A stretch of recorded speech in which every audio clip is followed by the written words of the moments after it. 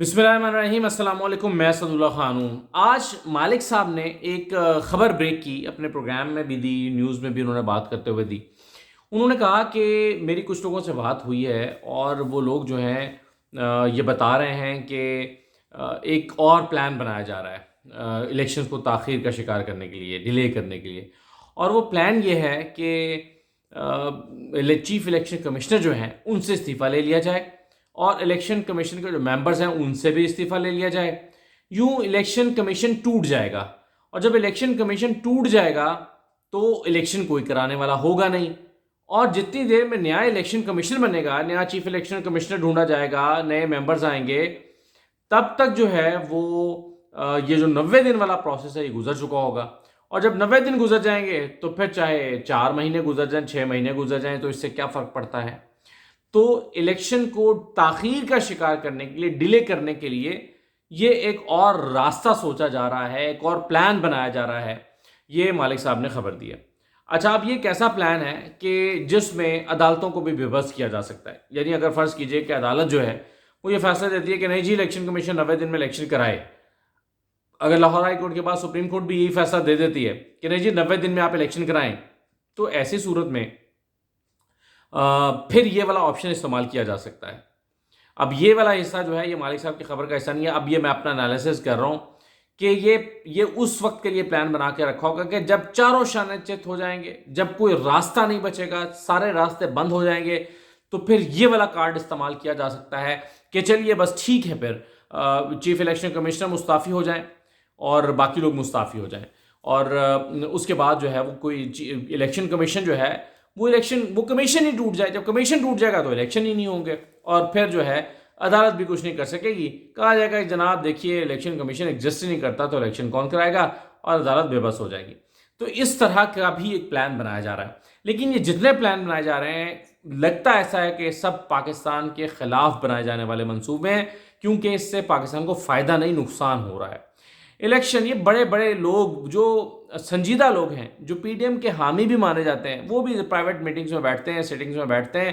Drawing rooms میں بیٹھتے ہیں، تو کہتے ہیں ویسے آپس کی بات ہے کہ ملک کے مسائل کا حل الیکشنز ہی ہیں۔ تو یہ جو الیکشنز ہیں یہ نہ کرانے کا منصوبہ بنانے والے جانتے ہیں کہ ملک میں سٹیبلٹی نہیں آئے گی،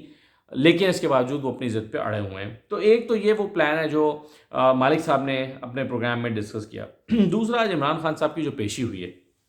دیکھیے عمران خان صاحب کی پیشی کے موقع پر ایک ٹیسٹر تو جو ہے وہ مل گیا ہے، وہ یہ کہ لوگ عمران خان کے ساتھ کھڑے ہیں، اور جب ہزاروں کی تعداد میں لوگ مال روڈ پہ نکل آئے بغیر کسی کال کے، کوئی کال نہیں دی گئی تھی، کچھ کہا نہیں گیا تھا کہ جی آپ لوگ آئیں، لوگ آئے، اتنے لوگ آئے کہ پولیس سے کنٹرول نہ ہوئے، ہائی کورٹ کے احاطے میں گھس آئے، احاطے میں چلے آئے، جذباتی کارکن تھے، نعرے لگا رہے تھے، چارجڈ کراؤڈ تھا، اور وہ جو منصوبہ بنایا گیا تھا کہ عمران خان کو کسی صورت جو ہے وہ عدالت میں پیش کرنا ہے۔ اچھا، بڑے مزے کی بات ہے، مزے کی بات یہ ہے کہ P M L N, P D M, ان لوگوں کو لگتا تھا کہ جب عمران خان کو عدالتوں کے چکر لگوائیں گے تو عمران خان بے عزت ہوگا، اور اس کی جو ساکھ ہے وہ متاثر ہوگی، اور دیکھیں وہ ایک عدالت میں جا رہا ہے، دوسرے میں جا رہا ہے، لوگ تھو تھو کریں گے کہ عدالتوں میں جانا پڑ رہا ہے، اس کی انا بھی ٹوٹے گی، اس کے اوپر جو ہے وہ لوگ آوازیں بھی اٹھائیں گے اور انگلیاں بھی اٹھائیں گے۔ سمجھ رہے تھے یہ کہ بالکل ویسے ہی ہوگا جیسے جب شہباز شریف اور حمزہ عدالتوں میں جایا کرتے تھے تو ہوا کرتا تھا۔ اور شہباز شریف صاحب اور حمزہ کی عدالتوں میں خود جایا کرتا تھا، میں دیکھا کرتا تھا کہ گنتی کے 10 12 15 لوگ ہوتے تھے، خواتین تھیں وہ بھی، اور یا کچھ کارکن ہوتے تھے، تو وہ چھوٹے چھوٹے پلے کارڈ اٹھا لیتے تھے اور وہ کیمروں کے آگے آ کے کھڑا ہو جاتے تھے، اور کیمروں کی ڈیمنسٹریشن کے لیے وہ ایسے ایسے کر کے، ہاتھ سے ایسے ایسے کر کے، وہ جو لگا پڑا انداز ہے اس سے وہ احتجاج کیا کرتے تھے، اور وہ کیمرے شوٹ کر لیتے تھے، اور وہ چلاتے بھی نہیں تھے کیونکہ اس کا کوئی امپیکٹ نہیں ہوتا تھا۔ تو وہ ایک کراؤڈ آیا کرتا تھا جو چند لوگوں پر مشتمل ہوتا تھا، اور وہ وہی مخصوص فکس لوگ تھے جو آیا کرتے تھے۔ تو یہاں پر آپ اس کا کمپیریزن کریں تو آپ کو اندازہ ہوگا کہ یہ کراؤڈ اور اس کراؤڈ میں تو زمین آسمان کا فرق ہے۔ ایک دوسرا یہ کہ اس وقت جو شہباز شریف اور حمزہ شہباز جب آیا کرتے تھے تو سمجھا جاتا تھا کہ یہ ملزم ہیں، ان کے اوپر کرپشن کے کیسز ہیں، انہوں نے منی لانڈرنگ کی ہے، یہ ایک تاثر جاتا تھا،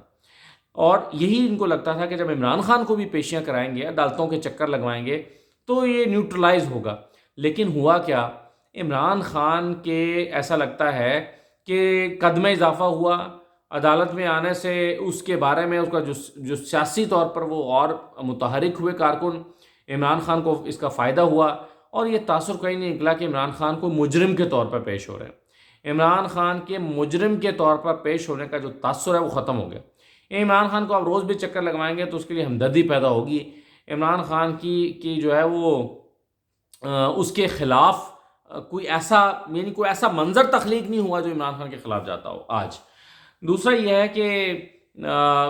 آپ یہ توقع رکھ رہے ہیں کہ عمران خان کے عدالتوں میں آنے سے اس کے اوپر جو کیسز ہیں، عمران خان کے اوپر کوئی کرپشن کیس نہیں بنایا گیا۔ عمران خان کے اوپر کون سا کیس بنایا گیا ہے کہ جی انہوں نے دہشت گردی کا کیس ہے کیا جی، الیکشن کمیشن کے باہر جو ہے وہ احتجاجی مظاہرہ کیا تھا اور توڑ پھوڑ کی تھی، جس میں عمران خان موجود بھی نہیں تھا خود، اور عمران خان کے موجود نہ ہونے کے باوجود عمران خان پہ دہشت گردی کا پرچہ درج ہو گیا، جلاؤ گھیراؤ کا پرچہ درج ہو گیا۔ اچھا، اب عمران خان کو ضد تھی کہ جی عدالت میں پیش کرنا ہے، وہ پیش ہو گئے۔ اس سے پہلے بہت سارے ایسے لوگ ہیں جن کو عدالت میں پیش کیے بغیر حفاظتی ضمانت ملی، اور حفاظتی ضمانت جو ہے، اچھا مزے کی بات یہ ہے کہ میں نون لیگ کے کچھ لیڈرز کو دیکھ رہا تھا، ہنا پرویز بٹ وغیرہ کو اور لوگوں کو، وہ کہہ رہے ہیں کہ جی عدالتوں پر الزام لگا رہے ہیں کہ دیکھیں جی لاڈلے کو حفاظتی ضمانت دے دیے، یہ لاڈلا ہے نا اس لیے ضمانت مل گئی۔ اور بھائی حفاظتی ضمانت ہر شخص کو ملتی ہے، اور کوئی خود عدالت میں پیش ہو جائے تو اسے تو لازمی ملتی ہے، یہ ضمانت نہیں ہے، یہ حفاظتی ضمانت۔ خدا کے لیے کوئی عقل سے کام لو، یعنی عدالتوں پہ الزام لگا رہے ہیں کہ دیکھا لاڈلے کو حفاظتی ضمانت مل گئی، اور بھائی حفاظتی ضمانت کا مطلب تو سمجھے پہلے کیا ہے کہ ایک بندہ اسلام آباد کی عدالت میں پیش ہونا چاہتا ہے اور حفاظتی ضمانت کرا رہا ہے کہ اس کو گرفتار نہ کیا جائے، تو یہ تو ہر شخص کو مل جاتی ہے، اور اس کو بھی مل جاتی ہے جو عدالت میں پیش نہیں ہوتا۔ آپ کے سلمان شہباز کو لندن میں بیٹھ کے مل گئی تھی کہ جی میں پاکستان آ رہا ہوں، مجھے گرفتار نہ کرنا۔ اسحاق ڈار کو لندن میں بیٹھ کے مل گئی تھی کہ میں پاکستان آ رہا ہوں، گرفتار نہ کرنا۔ تو تب وہ لاڈلے نہیں تھے، ہم سلمان شہباز لاڈلا نہیں تھا، اسحاق ڈار لاڈلا نہیں تھا، عمران خان لاڈلا ہے کیونکہ اس کو حفاظتی ضمانت مل گئی ہے۔ تو یہ جو میرا خیال ہے کہ آج کاؤنٹر پروڈکٹیو ہوا ہے ان لوگوں کی خواہش جن کی تھی کہ جی عمران خان کو تو عدالتوں کے سامنے پیش کیوں نہیں ہوتے، عدالت کے سامنے پیش کیوں نہیں ہوتے، عدالت کے سامنے پیش کیوں نہیں ہوتے، تو پیش ہو گئے۔ تو اب عدالت کے سامنے پیش ہو گئے ہیں، تو عدالت کے سامنے پیش ہونے کے بعد کیا آپ نے سیاسی طور پر عمران خان کے مخالفوں نے کیا حاصل کیا ہے؟ کچھ بھی حاصل نہیں کیا، کچھ بھی حاصل نہیں کیا، بلکہ الٹا عمران خان کو فائدہ ہی ہوا ہے، یہ میرا خیال ہے۔ تیسری بات یہ ہے کہ اسی معاملے پر سعد رفیق صاحب نے ایک ٹویٹ کی، مثلا انہوں نے لکھا کہ منتوں، سماجتوں اور کئی پیشوں کے بعد لاڈلا عمران نیازی احاطہ عدالت میں موجود، یہ سہولت پاکستان میں کسی آئین شکن ملزم کو نصیب نہیں ہوئی۔ کیوں نہیں ہوئی خواجہ صاحب؟ وہ 6 ہفتوں کے لیے ایک شخص باہر گیا تھا، کبھی واپس نہیں آیا، عدالتوں نے دوبارہ بلایا بھی نہیں، تو اس بڑی رعایت کس کو ملی ہے؟ عمران خان کو ملی ہے یا نواز شریف کو ملی ہے؟ کس کو بڑی رعایت ملی ہے؟ اور میں حیران ہوں، ایسا لگتا ہے کہ یہ الفاظ جو ہیں یہ چند الفاظ تبدیل کر لیں تو نواز شریف کے لیے وہ کہہ رہے ہیں، یعنی وہ اگر آپ کہیں کہ منتوں، سماجتوں، کئی پیشیوں کے بعد لاڈلا عمران نیازی احاطہ عدالت میں موجود، تو آپ کہیں کہ جی کئی دفعہ کے نوٹسز جاری کرنے کے باوجود بھی نواز شریف وطن واپس عدالتوں میں پیش نہ ہوا، یہ سہولت پاکستان میں کسی آئین شکن ملزم کو نصیب نہیں ہوئی۔ یہ آگے والے الفاظ بے شک آپ ایسے ہی لگا دیں تو یہی ٹویٹ خواجہ سعد رفیق کی نواز شریف کے پہ صادق آ جاتی ہے، اور ایسی ہی ٹویٹ جو ہے وہ حسین نواز پہ اور حسن نواز پہ صادق آ جاتی ہے، جو کہتے ہیں جی ہم عدالتوں میں جواب دہ نہیں ہیں کیونکہ ہم تو اس ملک کے شہری نہیں ہیں۔ تو یہ جو عمران خان کے لیے ٹویٹ کر رہے ہیں، میں حیران ہوں، یہ نواز شریف کے لیے تو بالکل ہو بہو ایسی ہی بنتی ہے۔ تو بہرحال اب جو اس وقت ہے وہ تمام نظریں جو ہیں وہ عدالت کی طرف ہیں، اور صدر پاکستان عارف علوی صاحب نے تو جو کہنا تھا کہہ دیا، جو کرنا تھا کر دیا، اب جو نظریں ہیں وہ عدالت کی طرف ہیں کہ سپریم کورٹ کی طرف سے کیا آتا ہے۔ بہرحال فیصلہ اب ایسا لگتا ہے کہ عدالت ہی نے کرنا ہے، 90 دن میں انتخابات کا جو معاملہ ہے یہ عدالت ہی کی طرف سے جو ہے وہ اس کا فیصلہ آنا ہے، اور عدالت ہی ڈیسائیڈ کرے گی، اور پھر دیکھیں کہ کون کیسے بھاگتا ہے۔ ابھی تو صدر مملکت جو اپنے عارف علوی صاحب ہیں، تو وہ عارف علوی صاحب نے ابھی تو یہ کیا کہ ڈیٹ دے دی، آپ اس کو نہیں مانتے، مسترد کر دیا الیکشن کمیشن نے، عارف علوی صاحب ڈیٹ نہیں دے سکتے یہ کہہ دیا، اور عین ممکن ہے کہ بلکہ عین ممکن کیا کہ لازمی طور پر وہ اس کا شیڈول بھی جاری نہیں کریں گے، تو صدر صاحب کو تو انکار ہو گیا، تو سپریم کورٹ کو کون انکار کرے گا اور کیسے کرے گا، یہ اہم بات ہے۔ تو اس کے لیے کیا وہی فارمولہ بنایا گیا ہے جو شروع میں ہم نے بات کی کہ مالک صاحب کہہ رہے ہیں کہ کمیشن ہی ٹوٹ جائے گا؟ تو دیکھیں اس ملک کے ساتھ اور آئین کے ساتھ اور کتنا مذاق ہوتا ہے آنے والے دنوں میں. اجازت دیجیے. اللہ حافظ.